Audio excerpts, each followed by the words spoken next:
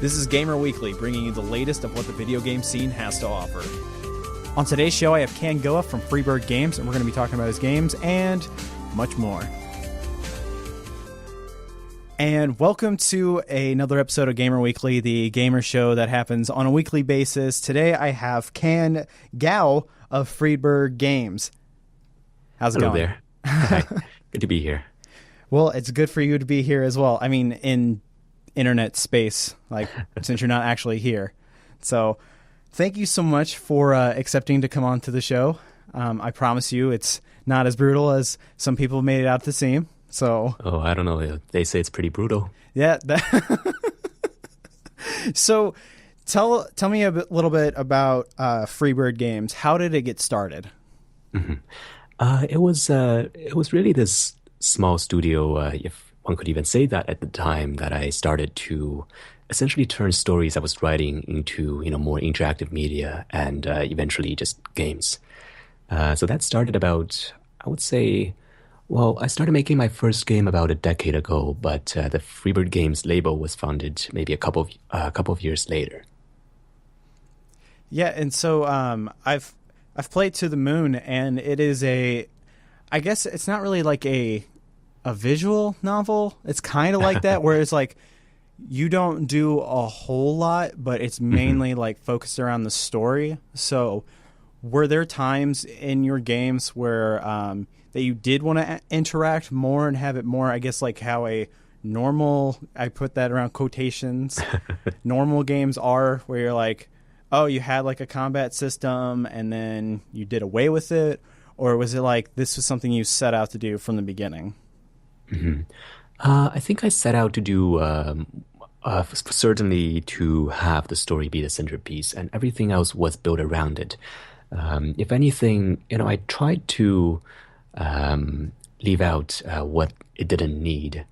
Some would say I left out too much, but for some of the other aspects, I think I did add a few gameplay elements at the time, just because I felt like, it is a game, so it should be more gamey.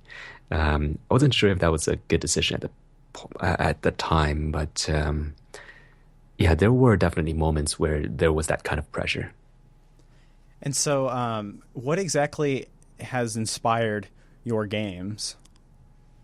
Well, usually inspired my games. It's usually, and I say this loosely, but it's almost always an aspect from my life, but it's very distorted. And in a way, back then especially, I didn't talk much, and I was this extremely introverted kid in school. So how I, quote, communicated, unquote, was through writing these stories. And it was kind of my, almost my social outlet, in a sense. So, yeah, essentially the things I make, the stories I make, the games I make are just my way of trying to communicate certain ideas or certain aspect about myself. Although in the process of me churning that out, it gets very distorted and turns into something else. So, well, but hopefully it still has that, core to it. But yeah, that's usually how the projects I make go. And so what made you want to put your stories into something like a video game instead of maybe like writing a novel or something? Because there's something special to the fact that you can walk around in it, and most people, there's this stigma around walking simulators and something like that, where, it's, oh, this is not interactive. But to me at the time, because I remember back in high school, I was writing my emo high school wannabe novel, and at one point I just thought, how cool would it be to actually be able to walk around in this and to hear the music, to build that atmosphere and be able to see this world that I'm trying to imagine. And so yeah, that's actually how it started, really. I was writing a story and I was trying to turn it into an interactive experience in which I can be there in a way. And at first I found, these interactive, I was looking for these interactive fiction creators. And in the process, I realized that there were all these game engines out there that allowed, one person or a small team to create a game. And that was just mind blowing to me at the time. But yeah, so I started from there and never turned back. So are there elements from like the interactive novel kind of games where you're like, man, that was really awesome. Like, I wish I would have thought of something like that. I think like the flip it and turn to page X kind of interactive novels. Okay.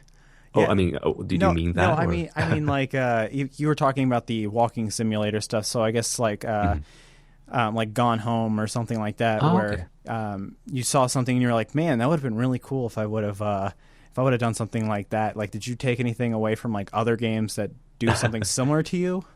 In a way, certainly. I would say actually most of all the RPGs I played as a kid, and but I was never much of a grinder, so I play RPGs that I just when the battles come up, I'm like I just kind of want to get it over with and see the next part of the story instead of leveling up per se. So essentially, what I made really is at least with To the Moon was like an RPG without battles, right? So yeah, there's definitely that's where what I was looking at, I suppose. And what were some of the games that you played growing up? Like, because I was getting some vibes of Final Fantasy by chance. It's funny because I grew up in China, and I played the RPGs I played as a kid. Sadly, almost no one here has ever heard of them.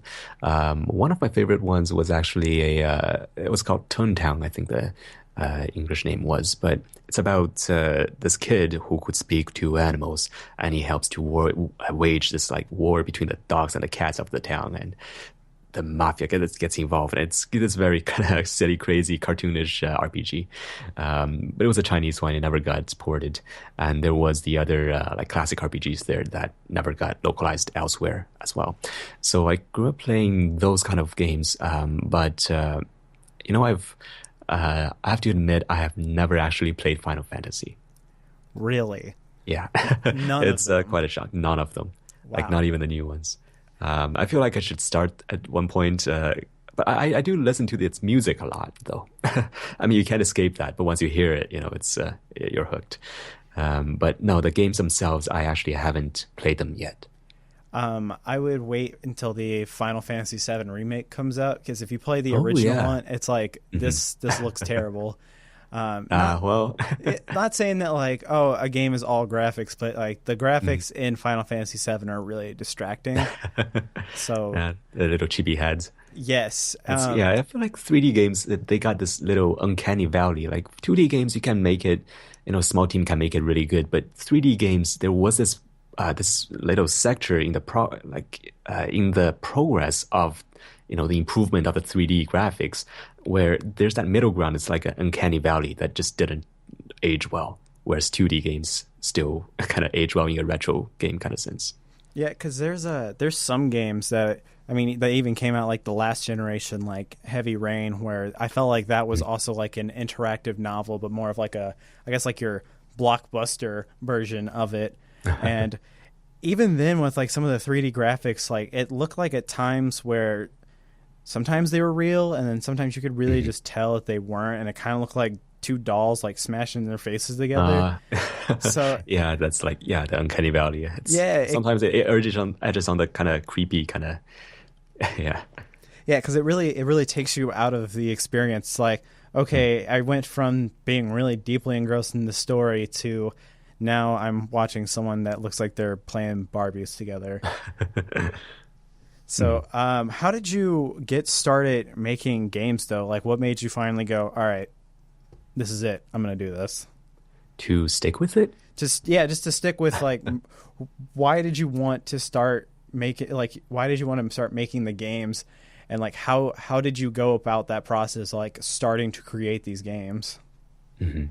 Well, I guess as I was saying, I started it because it was like an outlet. It was one of the few, if not the only outlet for me at the time to kind of communicate in that way.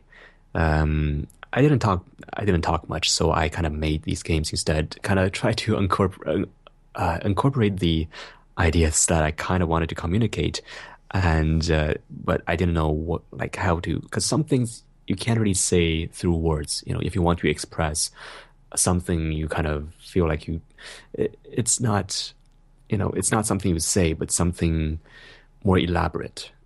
It's like an overall thing that you have to experience. And essentially, I guess that was what I was trying to do.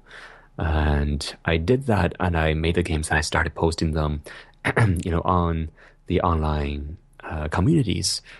And I got feedback from them, and it felt like, in a way, it felt like a rare kind of connection to have someone almost kind of see how you process things, or an idea that you have brought forth in that sense. So it was never really a matter. There was never really a specific point where I suddenly decided that I wanted to stick with it. But ever since I started from it, with that, it was never really much of a question that I that I would continue on with it. And how was your reaction to like seeing some of the reviews on Steam and getting like overwhelmingly positive ratings on your game? Imposter syndrome. Definitely imposter syndrome. It's such a strange feeling, really. And I really don't like. I wake up in the morning, I still don't exactly know how I feel about it. Obviously, I'm extremely honored and I'm flattered that, and I think the most positive feeling I have about it is that there's that sense of connection, that they understood it, the folks who played it and liked it and, said those kind things, that they understood where I was coming from, and they understood what I was trying to say. That is something overwhelmingly affects me positively. On the other hand, there is the pressure, which is I guess, the imposter syndrome, as I was saying. And there's always that, because before something takes off, like I've been making games for a while, and obviously it wasn't always, there weren't always that many eyeballs. So eventually when that suddenly happens, it feels like I'm almost, so for example, with the more recent game, that was like a departure from the thing, like To the Moon kind of game I was making. It was called A Bird Story, and I was making it, and I was about to release it, and I realized that, after something like To the Moon, where people now have expectations of what I'm making, that this is not, what some would expect, and that was kind of a very that it was very like it was a very odd sense of pressure, because I never I don't really keep on making the same things, and even for the folks who enjoyed a particular thing I was making, for example To the Moon, I wasn't always making games like that, but it's because that I've been able to freely roam and try these different things, try these different techniques, that I was able to learn what I learned to be able to make that thing. So, but now it seems like there's always eyeballs on, what I'm doing. So in a sense, it almost feels like a pressure to not experiment. And I think although that would satisfy folks in the short term, it would take a toll in the long term in terms of, because innovation requires experimentation. And experimentation leads to disappointment, and I don't want to disappoint people. So there's that pressure, almost like it's a very understandable but counterproductive pressure. But nonetheless, that being said, it's still such a little thing compared to what this whole thing has meant to me. So overall, I would just say I am positively overwhelmed still.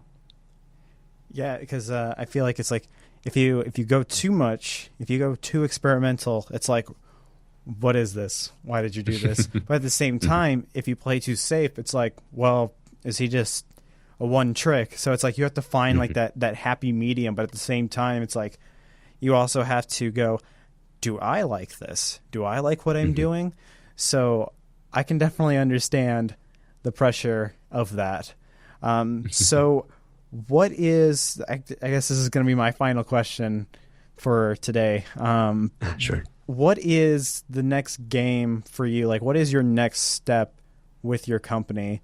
And also, I guess I'm doing a twofer here. Also, what would you recommend to people that want to get into gaming, want to try and do more of an experimental type of game, something that isn't traditional, I guess? Mm-hmm. As for the first question, I suppose what is next for Freebird Games?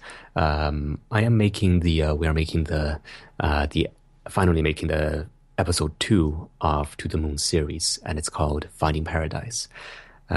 So yeah, 5 years later, we're finally progressing with that, and it does seem to be going well so far. And in some ways, I do think it has a more thoughtful theme going behind it compared to the Moon. And but yeah, it's still some ways away, so I'm still working hard at it, and will try my best with it. As for the experimental games, I would definitely suggest, well, certainly indie games are where the experimental type of games are mostly. Essentially because there's, with that pressure, there is much less pressure, when there's not where it's not dictated by board meetings, or there's not such a, there's still financial pressure, but it's a very different kind of financial pressure compared to, satisfying backings. And so definitely indie games are where the experimental and much of the innovation is. And plus they are relatively cheap, if not free, for many of them to obtain, and short to a short time to play through as a time investment. So yeah, definitely there's yeah, that's where I would suggest looking. I have one more question. I know that was supposed to be my last one, but this one's my actual last one. And of course, this one will be super easy. Where can people find your games? Oh, well, it's on Steam, GOG, and Humble. Or if you just Google, To the Moon, actually Steam's probably gonna show up for that one. But yeah, Steam, GOG, Humble, and just search on there. It should be good.